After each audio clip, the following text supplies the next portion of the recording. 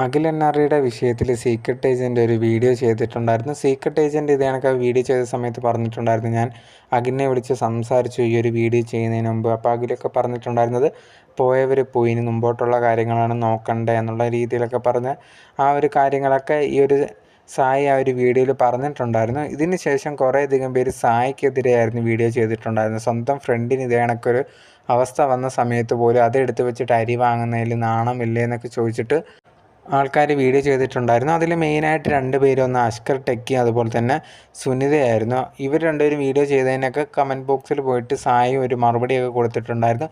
നീയൊക്കെ ഇപ്പം ചെയ്യുന്നത് എന്തുവെന്നൊക്കെ ചോദിച്ചിട്ട് ഈ ഒരു അഷ്കറിന് ഒരു മറുപടി കൊടുത്തിട്ടുണ്ടായിരുന്നു.